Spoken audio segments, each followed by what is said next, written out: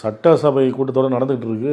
இந்த நிலைமையில் எடப்பாடி பழனிசாமி நேற்று டெல்லி சென்றிருக்கிறாரு. அமித்ஷாவையும் சந்திச்சிருக்கிறார் நேற்று இரவு. இந்த சந்திப்பு விவரங்களை எப்படி பார்க்குறீங்க? அதான் சார், ஒன்றும் சந்தேகமே கிடையாது. ஏடிஎம்கேக்கும் பிஜேபிக்கும் மீண்டும் உறவு மலர்ந்து விட்டது அப்படின்னு தான் அர்த்தம். நாங்கள் அரசியல் ரீதியாக எதுவும் பேசலை, தமிழக மக்கள் நலன் தருது தான் நான் சில இதை வச்சேன் அப்படிங்கிறார் எடப்பாடி பழனிசாமி. சார், இதை நீங்கள் பின்னாடி ஒரு 4-5 மாதம் கழித்து மறுபடியும் போட்டு பாருங்கள்.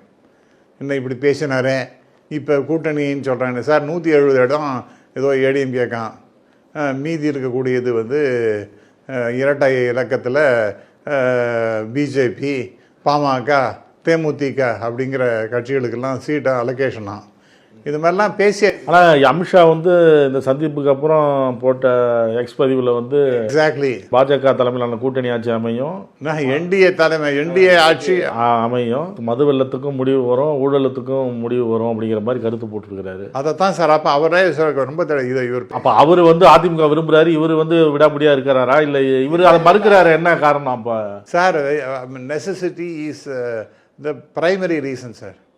இன்றைக்கி ஏடிஎம்கேக்கு ஒரு கூட்டணி வேணும். பிஜேபியோட சேர்ந்ததுனால நமக்கு இஸ்லாமியர்கள் ஓட்டும், மைனாரிட்டி ஓட்ஸும் போச்சு அப்படின்னு அதெல்லாம் சொன்னாங்க, நிறைய பேர் சொன்னாங்களா. ஆனால் அந்த எக்ஸ்பெரிமெண்ட்டில் என்னாச்சு, கடைசியில் ஏடிஎம்கேக்கு போன எலெக்ஷனில் ஓட்டு போடலை மைனாரிட்டிஸு.